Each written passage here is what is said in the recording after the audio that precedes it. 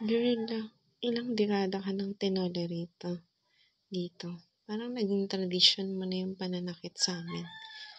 Hindi, as in, sabi sa report, tradisyon mo na daw talaga yun.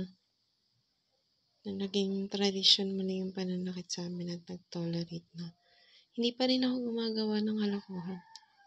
Alam mo ba yun kung bakit?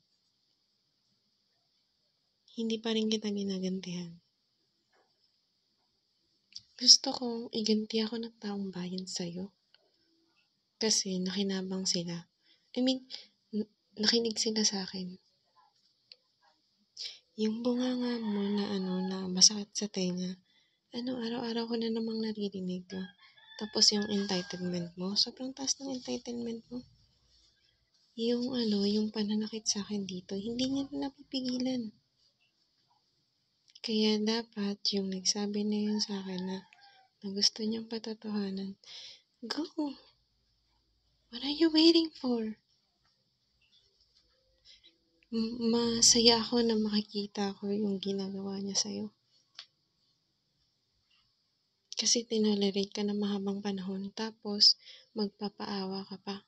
Nagpaawa yan sa kung kanina sa teacher, sa sa mga nakakakilala sa kanya. Nagpapaawa siya, umiiyak-iyak pa siya. Sabi niya wala daw siyang ginagawa, blah blah blah, etc. Pero may nakahuli sa kanya.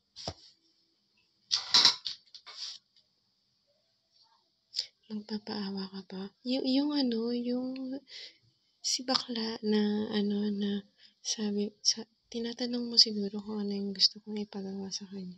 Kahit anong gawin mo sa kanya.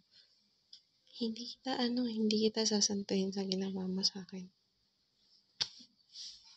Kaya yung mga nakakakilala sa akin, tsaka yung gustong tumulong sa akin, gawin mo na. Hindi ko siya tinolerate. Simula nung nalaman ko, simula nung nagbago na yung tingin ko sa kanya. Sobrang sama mo, girl. Demonyo ka pa sa demonyo. Dapat doon ka sa impyerno tumira.